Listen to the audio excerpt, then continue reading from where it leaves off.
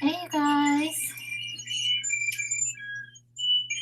give me just a second and we'll get started. I hope you all are glad that it's the weekend. I know that I am. I know that I am, babies. So let me open up the chat here. Hey Mika, hey Morshay, aloha, hey Nyla, hey Nitra D. Welcome, welcome, welcome. I'm gonna see. I don't know if I like that song, y'all. Did y'all like it? I'm gonna try another one. Hold on. I'm trying to make sure that this is not copyrighted. Not copywritten. Y'all know what I'm trying to say, right? Let me see. Let me show you. Here we go. Oh, y'all, so we're going to talk about a few things before we get into the topic, just some kind of entertainment stuff. But I kind of want to lighten the mood since it is Friday. I know a lot of us are just getting off work. And so let me see if this is the one I was thinking of. I kind of want to lighten the mood. Okay. Hold up. This ad is playing?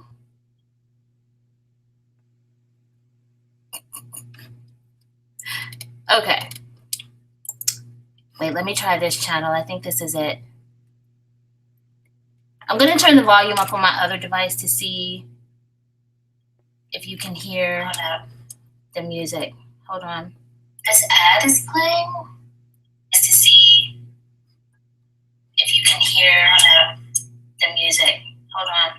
This ad is playing.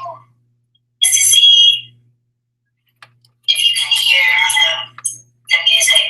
Hold on. This ad is playing. Just to see. Hold up. I think I know what I have to do. Give me just a second. The music. Hold on. I think I know what I gotta do. Give me just a second.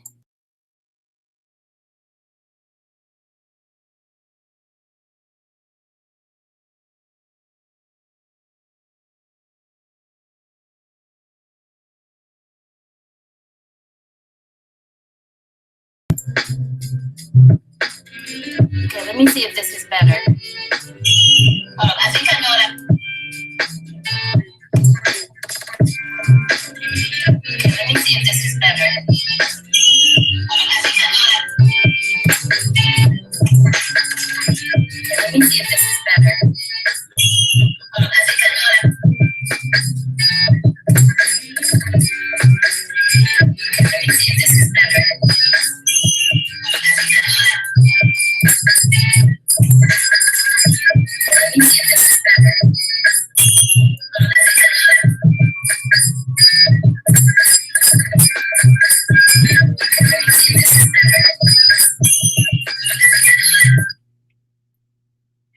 Okay, y'all.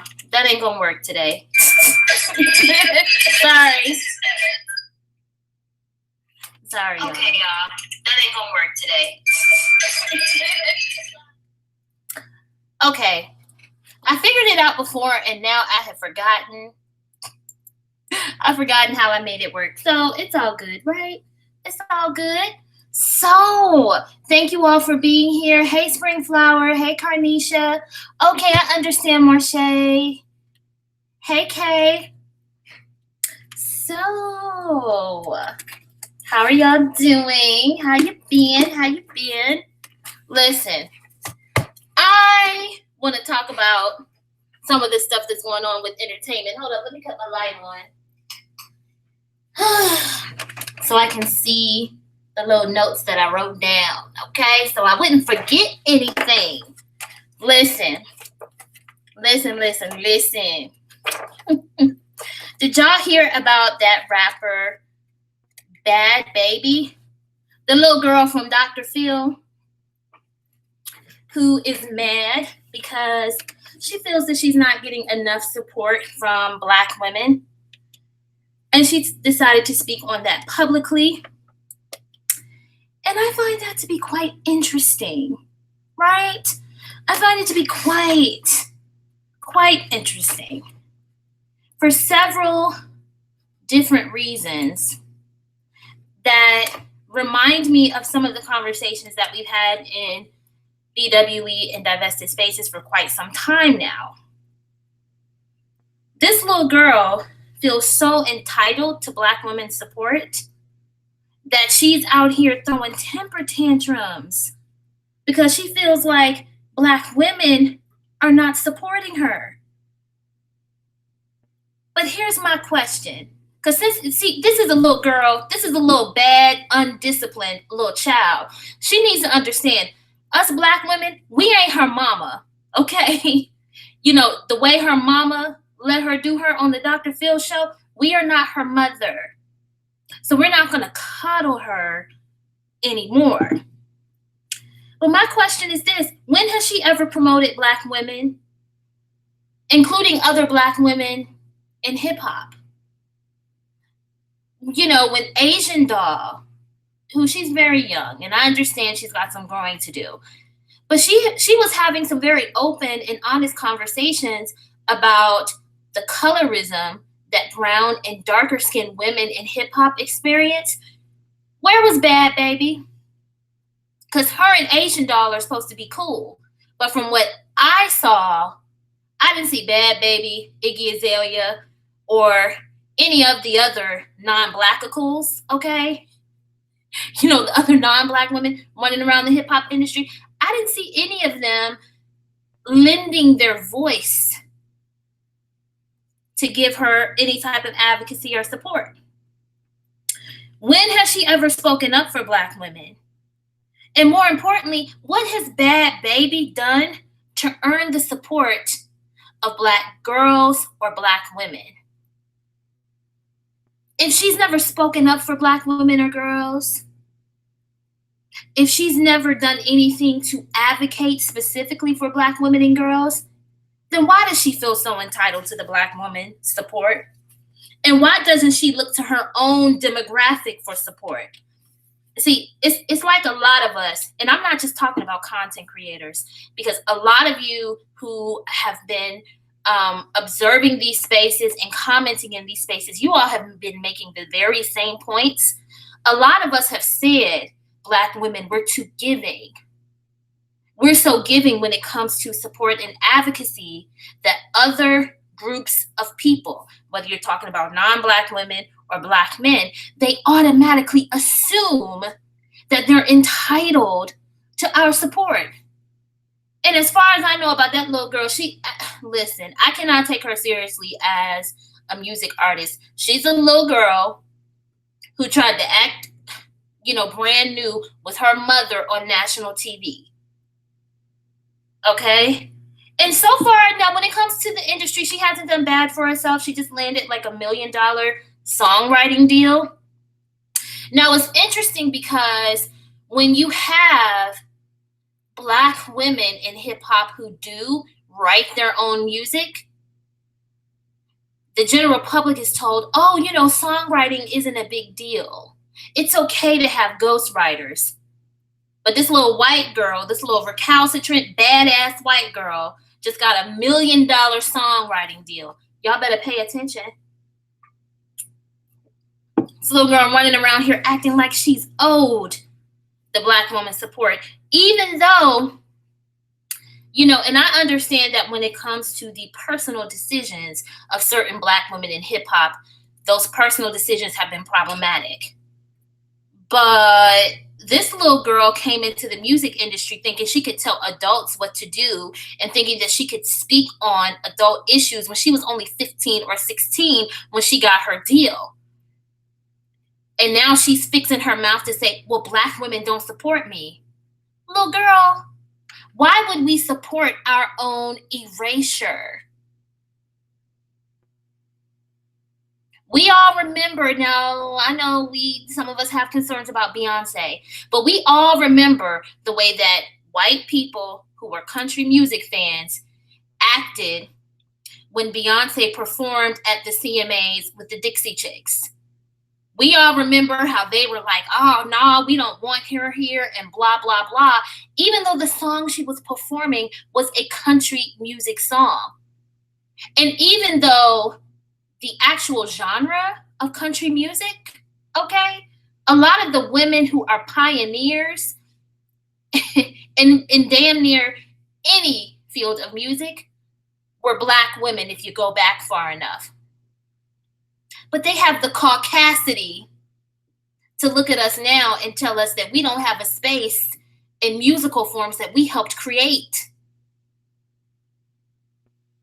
They're very vigilant about their promotion and protection, but they're so comfortable in any arena where it's a Black woman's space that they now feel like they can tell the audience, oh, you should be supporting me. It's like, little girl, your music is trash, and no Black woman would be supported if she was spitting out that trash. But see, this is why it is so damaging when you have these Negroes promoting and signing and supporting these non-Black women in the music industry. You know, see, the conversations that we have in these spaces as Black women about why it's important for us to maintain supremacy in the spaces that we help create don't just apply to YouTube channels or conversations about divestment in BWE. They apply to any space where Black women were the originators, or where Black women maybe didn't create the spaces, but helped move those spaces into the mainstream.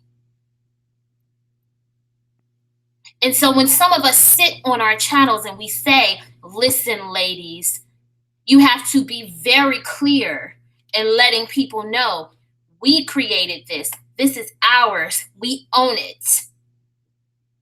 You can never be a voice in this space if you aren't a Black woman. The most you can do is be an ally, as long as you understand that being an ally does not mean that you try to derail the conversation or take attention away from our issues.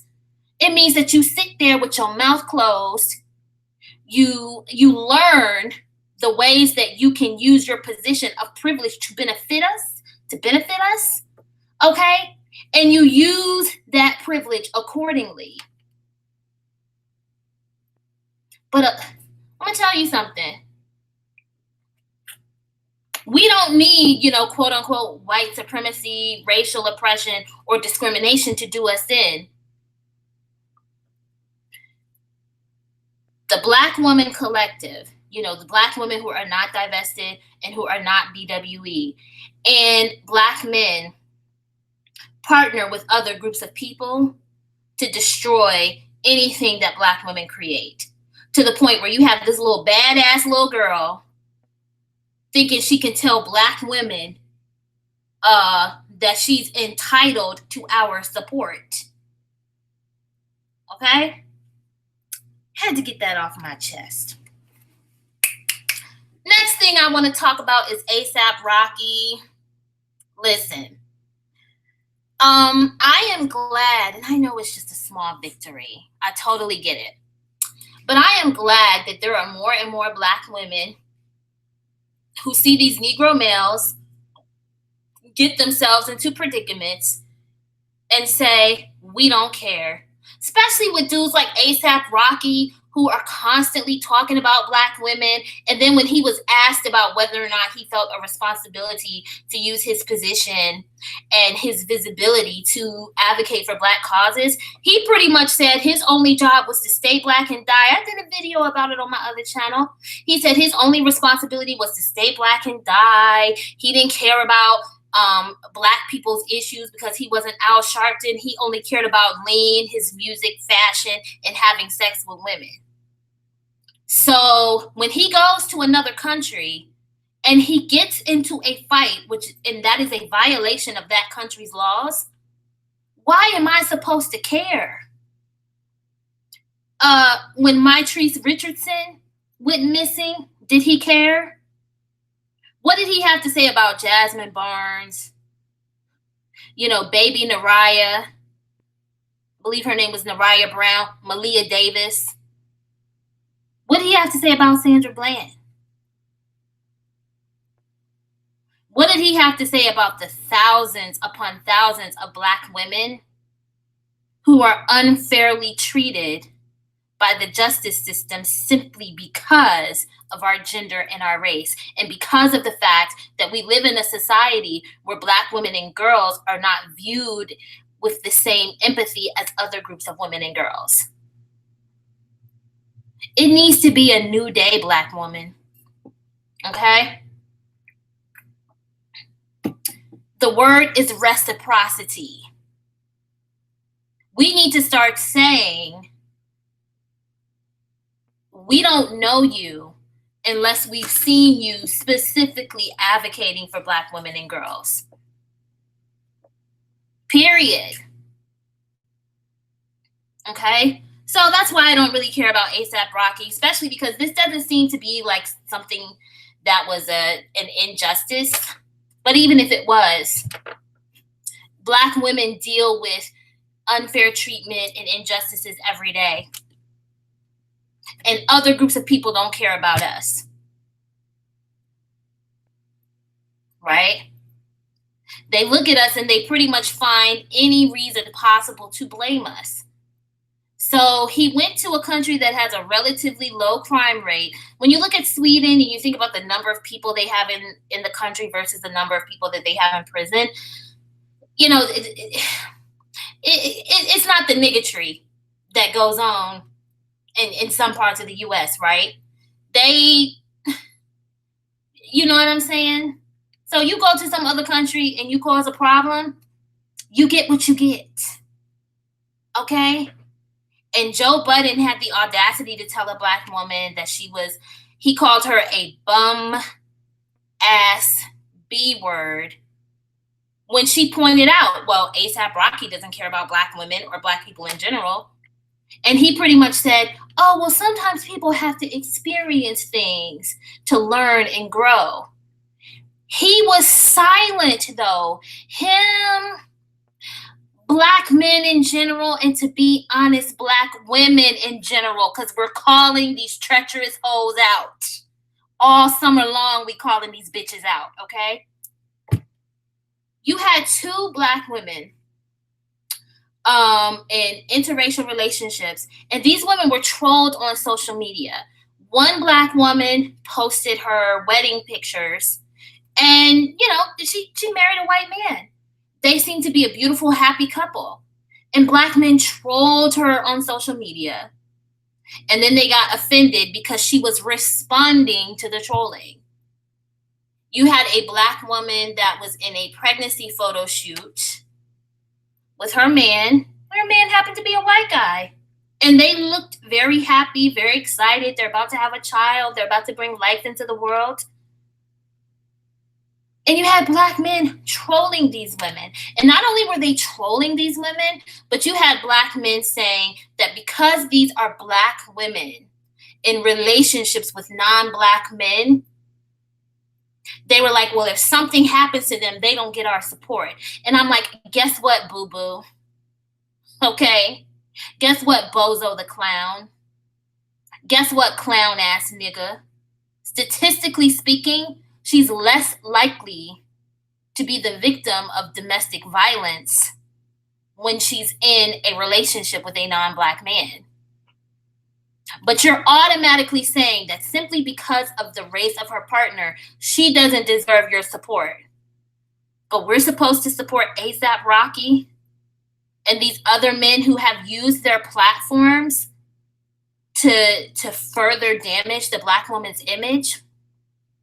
Do you all understand why some of us take these conversations a bit more seriously than other people do? Because there's a space for entertainment, and then there's a space for us to understand that these are real world issues that are affecting the lives of Black women. Because of the environment that has existed on social media for years, these mentally deranged, hateful Negroes and the treacherous Black women who support them feel comfortable trolling innocent Black women on social media. Do you understand? We live in a space now where if you're a divested Black woman, it's probably not safe to have a public social media platform, because these people will find our pages, and I am convinced that they're sharing them in back chats or in private Facebook groups and sending these evil ass demons to troll innocent divested Black women. Now, these are women who did not commit crimes, because interracial marriage and being in an interracial relationship is not illegal. It's not a crime. So these are women living their lives who are trolled simply because of their personal life choices. But yet we're expected to defend a Black man who actually went to another country and did something that is illegal. He broke the law. Okay? So this is why I don't care about A$AP Rocky. Okay? I don't care about his condition, his plight. I don't care about what's going on in the jail cell, although the articles that I have read have suggested that what the media is saying about the prison conditions in Sweden is a lie. Because just very recently, there was information that suggested that the prison conditions in Sweden are pretty much like, if you go to a Swedish prison, it's kind of like staying in a 3-star hotel. So you're kind of staying in like a Holiday Inn or a Days Inn, which is nothing like the way the media is trying to portray it. The media is trying to make it sound like he's in,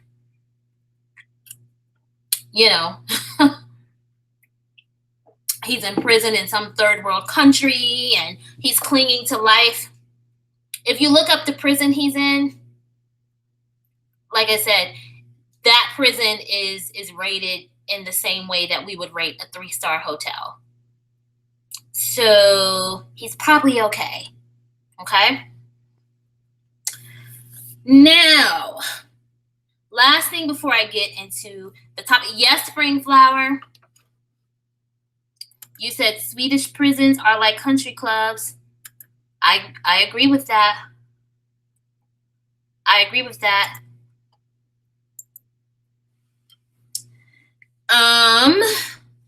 So another topic that I wanted to talk about separately, but I'm just going to kind of blend it into this conversation. So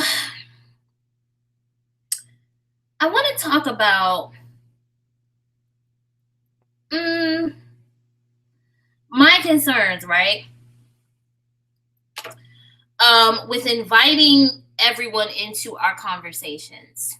And this is going to tie into the colorism topic. Now, disclaimer, because, I know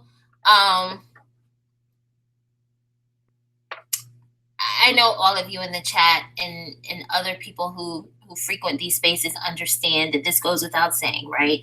But yes, I understand everybody can do what they want to do with their channels or with their social media platforms off of YouTube. And so me voicing my opinion is me doing what I want to do with my channel, okay? Listen, Black women, we are entirely too inviting and open to other people. And we don't think about the motives that a person would have in wanting to be a part of our conversations. We don't think about it until we see the results of it, you know? And then want to be all upset after the fact, right? Understand something. There are a lot of people who are not happy about these spaces. After spending years telling Black women, well, if you don't like what's happening on these channels, why don't you create your own spaces? A lot of Black women had created spaces, and then more Black women supported the spaces that existed, and then created their own spaces. So when we said, okay, we have our own spaces to have our conversations, it is what it is. Now, all of a sudden, it's, well, we need to talk through some of these issues. Listen, our experiences as Black women are not to be treated as a trending topic or a hot topic or something that's, there for Black men and their Black women supporters to generate views. Because this is our real life. These are things that we're actually experiencing and going through. And we minimize the importance of the things that we deal with by letting any and everybody participate in the conversations. Right? So this is why I've said before that we need to be wary of social media conversations with Black men. We need to think about, okay, what's the motive of a Black man who wants to participate in certain conversations? But not only do we need to be wary of Black men. Let me go back a little bit further. Because we had a conversation here, all of us, we talked about the history of Black women's movements, right? And one thing that, I was showing that even immediately following slavery, the Black women in the 19th century never felt like they needed other people to speak to their issues and concerns. So you had certain organizations that were founded and established by Black women in the 19th century, the 1800s. And then Mary McLeod Bethune founded an organization specifically for Black women in the 1930s. The organization still exists, okay? Why? Because the Black women in the past understood that our plight as Black women is so unique that if you are not a person who exists in this world as a Black woman, you can't understand the experience enough to fully advocate for us. And those Black women were also observing white women like Susan B. Anthony and Elizabeth Cady Stanton, and were noticing that, wow, anytime these white women are in Black spaces, they always find a way to make the conversation about themselves. Somewhere along the way, as time passed as Black women, we lost that. And it feels like many of us assumed that the only way that we could really see progress was to have other people who are not Black women speaking for us. And I'm going to go into that a little bit further because I'm going to talk about my opinion of the difference between being an advocate versus being an ally. Okay? Now, I did a video on my other channel on the 27th of June, and I have the link in the description area. And on the 27th of June, I said I would be having a more comprehensive or in-depth conversation about colorism and my thoughts on it. So that's what I'm going to do today, because it took me a while to gather my thoughts in a way where I hope that it makes sense to other people. Because sometimes I feel like the way that I think is so out there, but I'm going to try to describe it in a way that I hope, even if you don't agree, I hope it at least makes sense. I hope you at least understand where I'm coming from. But we have to understand that there are going to be some Black men and other people who are not Black men who enter into certain conversations in certain spaces, not because they want to be an ally, but because they want to say, well, if you're talking about your experience as a Black woman, you need to remember all these other things and all these other people who are impacted. Why? Because they're playing on the fact that Black women tend to be very compassionate and altruistic by nature, towards everyone else except for Black women. Okay? So, I did a video. I think I have that video on private on my other channel, but I may make it public over the weekend. But I'm a dark-skinned Black woman, okay? And I think I've said before that a lot of times when it comes to social media conversations about certain issues, I'm not comfortable having these conversations online. Because A, Black men and the Black women who support them are very dismissive. And B, like I said a little bit before, I don't think that any of our experiences as Black women, whether you are a dark-skinned Black woman, whether you're a light-skinned Black woman, whether you're an in-between complexion Black woman, or whether you are a biracial or mixed Black woman or a biracial or mixed woman with Black ancestry, I don't think that any of our experiences with Blackness as women should be trivialized. And I don't think that people should be approaching these conversations in a way where the sensitivity and the importance of the issues are not being understood. And when it comes to social media in general, whether it's YouTube, Facebook, Instagram, whatever, I feel like that happens a lot. The issues are minimized, and then people get to this place where they don't want to offend anyone.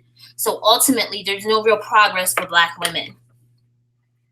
So this is something we have to understand when it comes to this topic of colorism. Do you all understand that colorism is not even recognized as an official word? It's a term, like I said before, a few weeks ago, or it may have been a few months ago on my other channel. But like I said before, Alice Walker is the creator of the term colorism. But colorism itself is not recognized as a word. That's why if you go into, a Word document and you type in colorism, the spell checker will tell you basically that you've misspelled a word, and it may even offer you some other suggestions. That in and of itself is a problem, because that means that there's so little value attached to these experiences that the word is not even official, okay? And that becomes a problem because we do have existing anti-discrimination and EEOC laws, but when you're trying to describe a condition that's not even officially recognized, you're not going to get anywhere.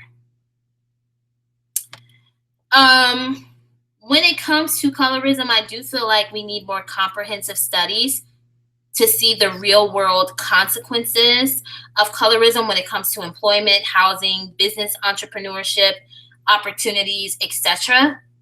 Now, in having conversations with other divested Black women on social media, I have learned from these women that there is some information out there that suggests that depending on your complexion, that determines, if you're a darker skinned Black girl, you may be more likely to be suspended in a situation where a lighter skin or a non-Black girl, you know, would just get an in-school suspension or a parent-teacher conference in school. And there's some information to suggest that in certain areas of employment, darker-skinned Black women have poorer outcomes, whether it's being less likely to be hired or less likely to be promoted. So to me, when we have these conversations about colorism, it's more important to talk about things that are quantifiable, things that can be verified through scientific research, okay? If we can prove that there are real life consequences of colorism on a large scale, then there's foundation for protection under existing anti-discrimination laws, right? But at this particular point, we can't really fight colorism until we can prove through scientific data and research how it affects us. You know? And so for that reason, colorism and other issues can't really be debated in a way that's effective, in my opinion. Now, as a dark-skinned Black woman, I personally avoid these conversations with people who are not Black women because, just being objective, people who haven't been hurt by colorism can't relate to the experiences. That's just being completely honest. You know, if something doesn't affect you, a lot of times you just don't see it, or if you see it, you don't really pay attention to what you're observing. Something else, people who benefit from colorism don't have a reason to want it to change. And you're right, Springflower, colorism exists in all minority communities. If you talk to people from kind of like the Indian subcontinent or like places like Sri Lanka, Bangladesh, hey Lolo, places where other parts of the world where the people aren't Black, but they still have shade diversity, yes, people do experience colorism. People who benefit from colorism don't have a reason to want it to change. Right? So if you're in a position of privilege, why would you voluntarily give that up? And so to me, in some ways, without data and statistics, we're just communicating feelings instead of providing tangible evidence of how this impacts us. Okay?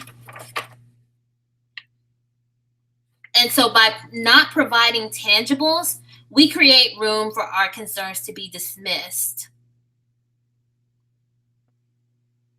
So when we're having these conversations that are very public, because when you have a social media platform, you never know who watches you, whether they're watching you live or they watch the playback.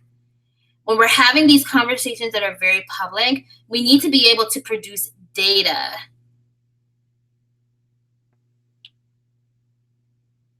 Because again, right now, colorism is viewed as such an insignificant issue that the term colorism is not even officially recognized as a word.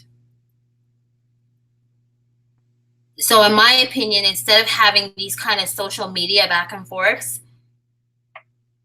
you know, there needs to be some of us trying to figure out, how do we get this officially recognized as a word?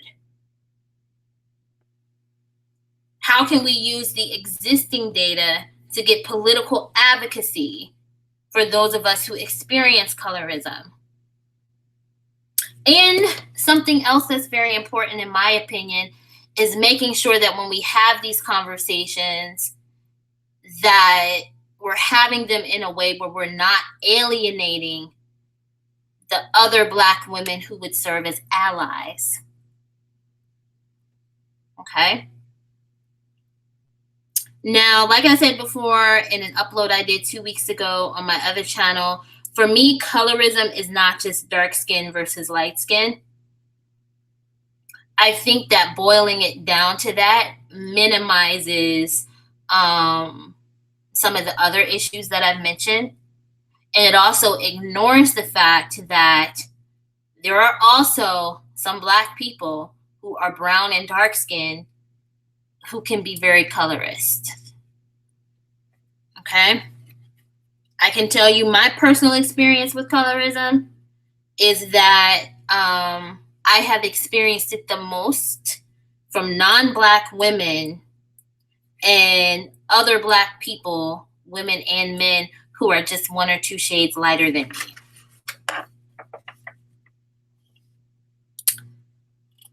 Now, what I have experienced from lighter skinned Black women is that I do believe that light skinned Black women and Black women who are biracial women with Black ancestry, I do believe that they understand that they have a position of privilege. They get that they have privilege. They may not be colorists themselves, but I'm pretty sure that they're aware of the fact that in certain situations, it benefits them to be of a lighter hue, even though it's something that, you can't help whether or not you're born dark, brown, or light, right? But I think that they understand that they do have a certain level of privilege. So to me, people who have a position of privilege and using that privilege is a separate issue, but it's not the same thing as colorism, although it helps perpetuate colorism, right? But for me personally, it's very exhausting to try to explain my personal thoughts on it to people outside of divested spaces, because it doesn't resolve anything. It just ends up being a back and forth argument. And any person who participates in a conversation about colorism who is not a Black woman, it's almost like their purpose is to say, well, this doesn't exist, or we need to think about these other things. So for Black men, they'll say, well, we need to think about racism and the system of oppression and so on and so forth. And then when non-Black women participate in these conversations, they try to tie it into overall feminist issues. And that is not a surprise to me, because white women and other non-Black women do that in general, right? Like, they do not participate in a conversation without making sure that they wave their flag too. Well, you're talking about this, so I'm going to plant my flag and talk about this issue too. And I can't really blame them for that, right? Because people who are self first are supposed to do that. But I do have to look at us as Black women and say, okay, why are we more inviting to other people than they are of us? Boom, Chaz. Why invite them into the conversation if they deny it? It's a waste of time. It's a waste of energy.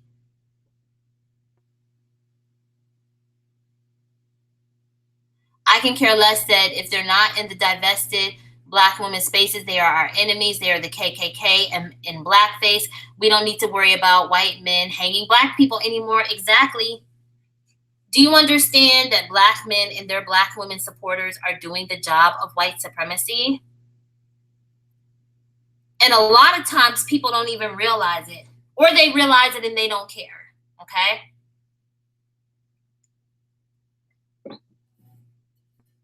All right? Now, while I appreciate the support of others who understand the plight of dark-skinned Black women, I do believe that when it comes to the topic of colorism, darker-skinned people need to be the primary voices and need to be at the forefront, okay, in terms of finding solutions. And I'm going to tell you why I believe that. If people who don't share your plight are the face of your advocacy, they can provide support in ways that minimizes your progress. This is why Black women have always had our own pro-Black women organizations, because the foremothers understood that white women and others who are not Black women cannot fully understand or appreciate our plight without inserting themselves or what they view as their issues into the conversation. Now, is there space? Like if you are a Black woman who is pro-Black woman, right? There are going to be times where, because of what goes on in the general society and because we exist in a patriarchy, there may be certain times where it is beneficial to strategically align with non-Black women when it comes to political advocacy in ways that could benefit us as Black women. But when it's time for us to specifically speak to the issues that directly affect us as Black women, okay, we really have to think about whether or not it's beneficial to have other women or Black men serving as our voice. To me, it's not beneficial. To me, I don't believe that people are well-intentioned when they're in our spaces if they're trying to divert from what we're talking about, or if they're trying to derail the conversation. I feel that way about Black men. I feel that way about non-Black women. I feel that way about Black women who come into these spaces and try to take the focus off of our issues. So, how can light-skinned Black women and biracial women with Black ancestry help? Okay. My opinion, they don't need to ignore the fact that the issue exists. They don't need to lie about their position of privilege. And where possible, if they're an ally, they can use that position to bring awareness to our plight. Okay? To me personally, there's a difference between a person being your advocate and your ally. And if you don't know the difference, and I mentioned this on my other channel, I did a live stream very early this morning. But with organizations that are pro-women, pro-immigrant, pro-Jewish, and pro-LGBT, you notice that if you aren't a part of those specific demographics, you can't be the primary voice or the primary advocate for those groups. However, they will view you as an ally if you use your position of privilege to advance their cause. Right? Whereas as Black women, a lot of times, and it's not just with the issue of colorism, even when we talk about in the modern day, the issues we face as women, instead of using the examples of Black women in the past and having our own organizations and where we can use those organizations as a springboard for our issues to address those issues, in the modern time, it's like we feel like our voices are not enough to express the things that we experience and to talk about the ways that both gender and racial discrimination, and in some cases colorism, can affect us as Black women. It's like we don't believe in ourselves enough to understand that we can give a voice to these issues in a way that other people can't because they don't live this experience. So we have people saying, well, no, I want to hear you out and I want to talk about these issues. But then we allow them to take over the conversation. Because I have to be very honest with you. And this is something I was thinking when I was running errands earlier, right? And this may be an unpopular opinion. It is what it is. You know, we're all going to think differently. But anytime, whether it's on Instagram, Twitter, Facebook, or YouTube, or real life, anytime I see these people who don't live the experience of being a dark-skinned Black woman saying, I understand your concern, I understand your plight. I get that. But then you have other people who say, like, they make it a point to say, well, even though I'm a black man, or I'm a woman who's not black, or I'm a black woman who's not darker skinned, they make it a point to say that, and then they talk about colorism. And so what happens in a lot of those conversations, and I'm just saying the way that I feel, I cannot assume that every other dark-skinned black woman feels this way. But the way that I feel is it's kind of like, okay, even in those moments when people say things like that, it's instead of focusing on the actual concerns and the issues that we as black women in general face, and then that we specifically as brown and dark-skinned black women face, the conversation becomes about, oh, it's so wonderful for you to be an advocate, even though you don't live this experience. And it's like, yes, it's good for you to be an ally. But as dark-skinned black women, we have to start looking at people and saying, you can be an ally once you don't find a way to make the conversation about yourself. And once you find a way, see, this is why I like channels like, listen, I like the messages of certain black women who specifically promote dark skin promotion, because I get what they're doing. Do you know what I mean? And I get why they're so vigilant about it. And while they are accepting and appreciative of other people in their spaces who are supportive of those messages, they make it clear, well, in this space, the dark-skinned black woman has supremacy because we're specifically promoting those women. And I get it, because when you let other people get too comfortable in the conversation, they make it about themselves. And I feel like they expect accolades and pats on the back for having the conversation, but then they insert all this other stuff that has nothing to do with what you experience as a dark-skinned black woman. I actually understand why there are some black women, and maybe they're not darker skinned, but I understand why there are some black women who say, well, you know what? I can't speak to this experience because it's not my plight, but because you are my fellow black woman, I'm here, I'm present in the conversation, I'm listening to you, I'm hearing you out. Let me know how I can partner with you to help resolve this. Like that I can respect, you know? But I don't want anyone, I don't know, in some of these conversations,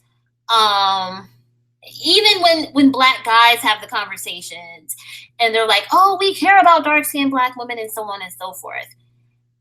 I don't want to feel like my life experience is being used to look at me and other brown and dark-skinned black women and say, well, you know, I feel sorry for you. I feel pity for you.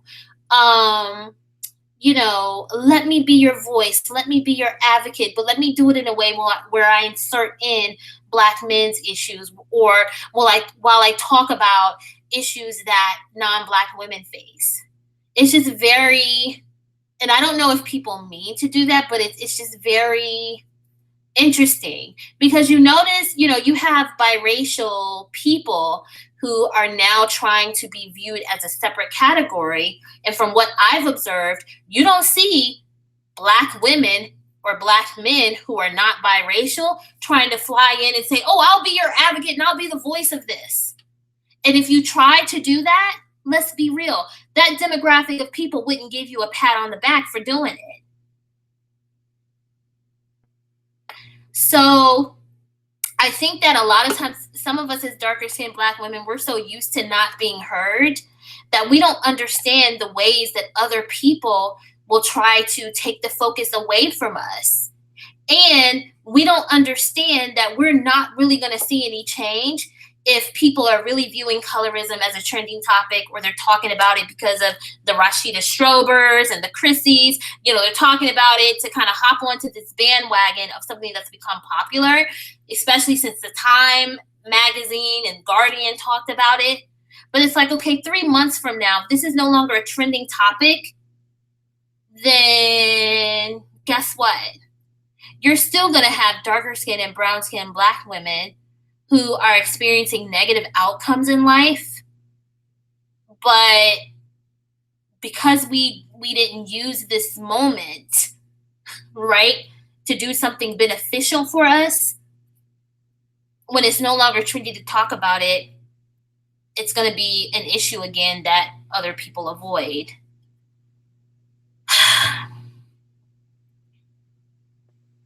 So when it comes to colorism, and not just colorism, but when it comes to us as Black women in general, and then divested Black women specifically, we have to be very careful about allowing people outside of our spaces to be so comfortable that we let them take over the conversations. We just have to. In not doing so, listen, early this morning when I did my live stream, we were talking about the very real possibility that you're going to start to see non-Black women. And I'm not talking about darker skinned non-Black women. I want to be very clear. So I'm not talking about the darker skinned Black women from parts of Asia where they really do experience colorism. I'm talking about white women are going to be talking about colorism. And they're going to be saying, well, because I can't get the Kim Kardashian tan, I feel discriminated against. Or you're going to see white women from maybe like the Mediterranean areas, you know, in Europe. They're going to be saying, well, because I'm a little bit more olive toned and I don't look Nordic, I feel like I'm being discriminated against. And those conversations will be national, and Black women will be triggered, and the Black women collective will have no one to blame but themselves for yet again being so open and inviting to other people, right? That we don't demand supremacy in this space.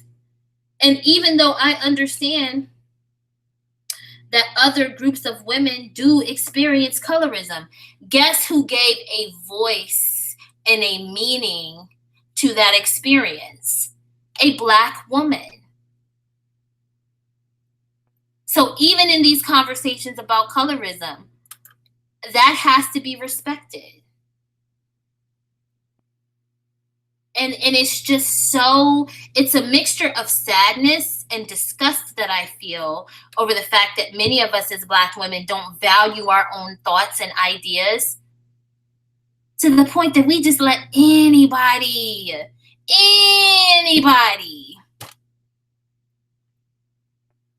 into these conversations. And so what I'm going to say is this.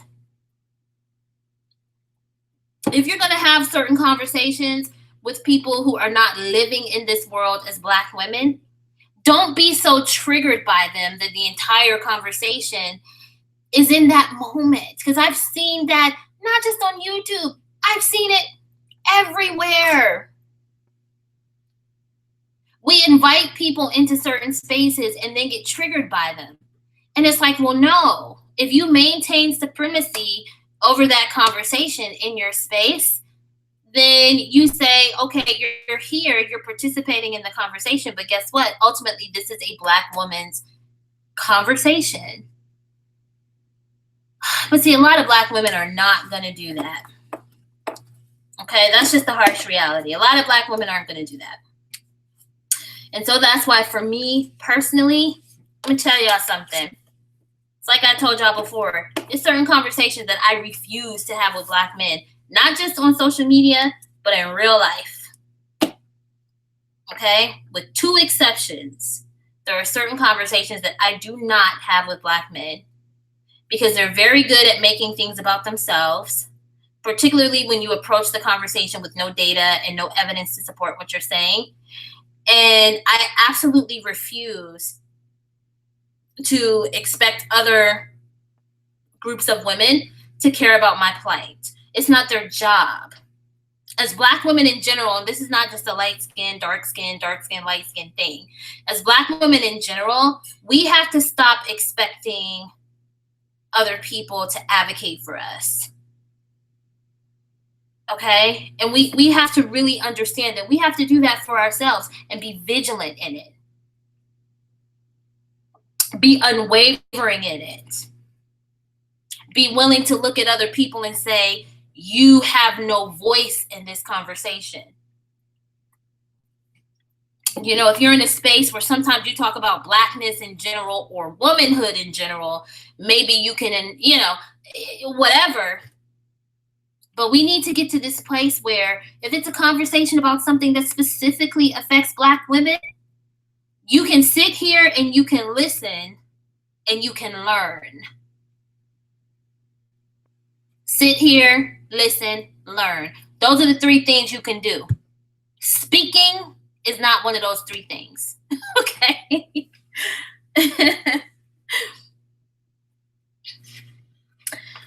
And a lot of that is why I'm so protective of these spaces.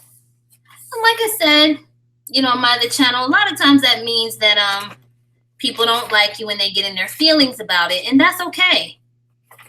You know, I don't particularly care about being liked by people who I feel like aren't really trying to understand where I'm coming from anyway. Let me tell y'all something. If Black men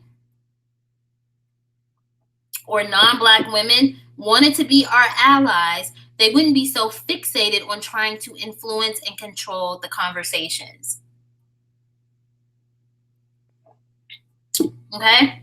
I have non-Black women that I'm cool with, but it's certain conversations I don't have with them because I feel like it's not their business, and it's weird to me that they want to talk about certain things. Okay? If they really wanted to be allies, they would simply use their privilege to advance our cause. Instead, Black men do this thing where they act like any moment that we spend not focused on them is an automatic slight to them, right? So the idea of some of us as Black women saying, well, this is a Black woman's space, so, you know, that's what this is about. Some of us saying that is so triggering to them. Not only is it triggering to them, it's triggering to Black women.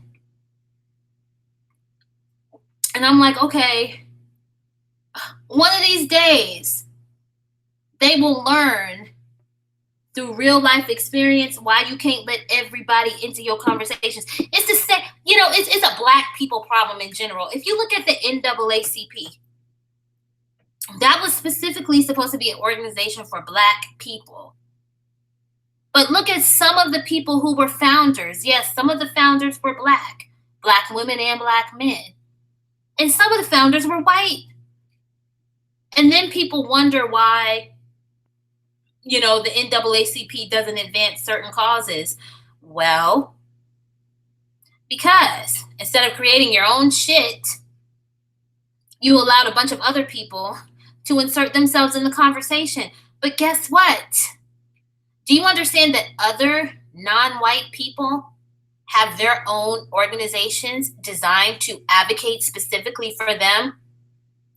And they don't let white people hold positions of power. And not only do they not let white people hold positions of power in those organizations, they don't let Black people hold positions of power in those organizations. But those same people will look at Black women and say, well, we have the right to be part of these conversations. Oh, okay. Can I join that organization that's specifically designed for Asian immigrant rights? Can I join that organization and hold a position of leadership? I think not. And guess what? I don't blame them for that. I don't blame people for maintaining supremacy in their spaces. That's what they're supposed to do. You know, that's why I don't blame these like manosphere groups for saying, well, in their spaces, men are supreme, because they created that space for themselves. But as Black women, we are the only people as a collective who create things and then allow other people to reign supreme in those spaces. This is why I told y'all on my June 27th video and a previous upload before that a lot of times I don't like talking about colorism on social media, because I know me, okay? I know I'm not going to be kind. See, I could have a conversation. Say it was a conversation about colorism, right? And it's Black women of different complexions, and maybe it's women from India and Sri Lanka and Bangladesh of different complexions, and maybe women like from places like Brazil of different complexions. You know, women from places where they actually experience colorism, but it may play out differently for them. Those type of conversations I can have, okay? Because those are women who experience colorism. See, Black men experience colorism, but they're so dismissive and ignorant that they won't acknowledge the ways that they experience it. So since they don't choose to advocate for themselves, then that, you know, that's on them. But I could actually have a conversation with other women, Black women and non-Black, who actually experience it. That would actually be kind of interesting. Huh. But all this other shit I see people doing, it's like, okay, people do what they want to do, but I can't take something that's so serious that people are actually experiencing it and trivialize it. All right? Because in my opinion, y'all, it's never beneficial to sit back and allow others to speak for you. Let me look at the chat. Oh, there's a lot of y'all in here. Hey, y'all. Hey. Yep, Spring Flower, you said it's not Black women's responsibility to support anyone but ourselves. Yes. Being a mammy mule has made other people feel entitled to our support. The bird said the same shit. She sure did. Nyla, you heard about that too? Right, Carnisha. It's not our job to support her. You're right, Spring Flower. We do support our own erasure in a lot of ways. We do. Yep.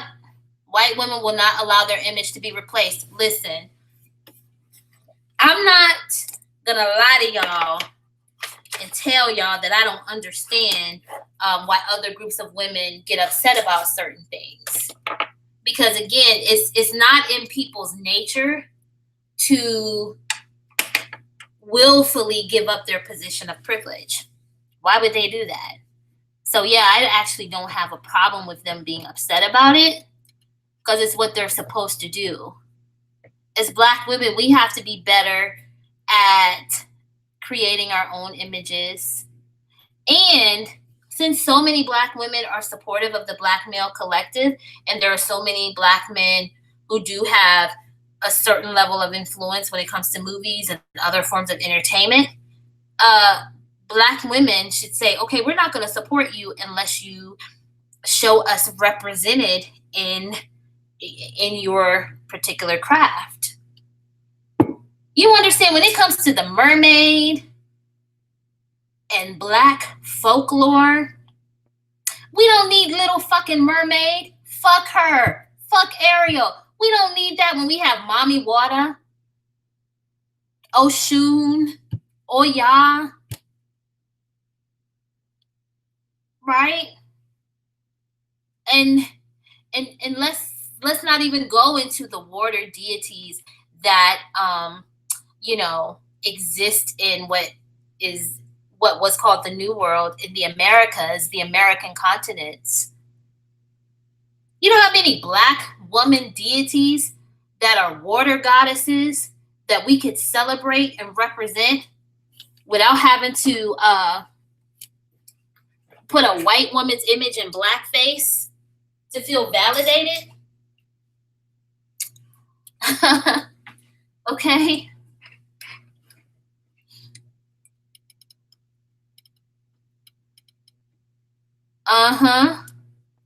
Yep, Mika, you said too many.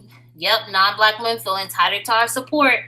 They expect us to be servants and to worship them and be their doormats while they degrade us. And part of the reason they expect it is because, unfortunately, we have willfully taken on that role. Yes, W. Preety, an ally does not try to dictate the narrative. You ever seen a person who is heterosexual, who is an ally to the LGBTQ community, go into their spaces and say, well, what about heterosexuals? What about straight people?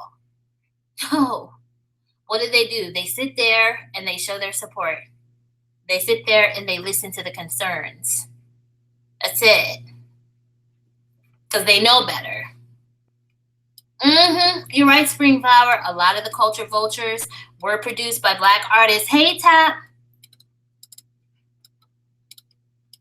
Let me go down a little bit. Yeah, Tap. ASAP Rocky does need to work it out.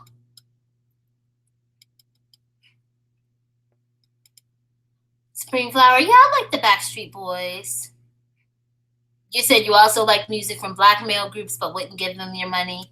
Yeah, back in the day was a lot of talent out there. Yep, Hyper Fanatic. I heard what Jermaine Dupri said about women rap artists. And it's like, okay. I don't care about his opinion, but I heard what he said. Let's see. Yep, Nyla. ASAP needs to learn how to fend for himself.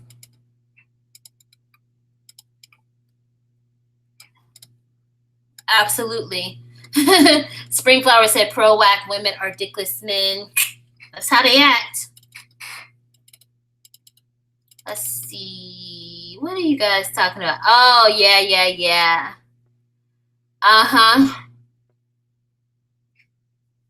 Yep.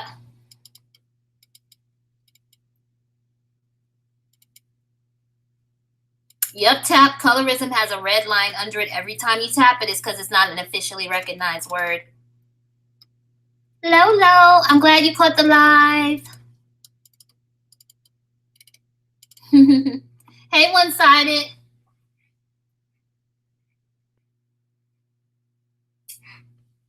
Let's see. I want to make sure I haven't missed anyone. Hey, I can care less. Hey, Chaz. Yep. It doesn't help with solutions. It just becomes a debate when you have Black men participate. I'm glad you're back, Marche.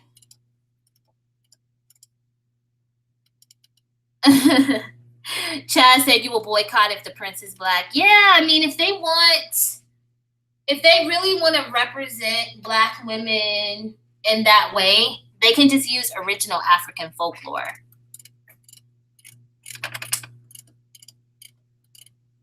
All right, you guys, I am going to go now. But I appreciate all of you for being here. I didn't want to keep this too long because I know it's a Friday. I'm going to try to go live again Saturday or Sunday. And until then, have a good weekend, and I will talk to you very soon. Bye.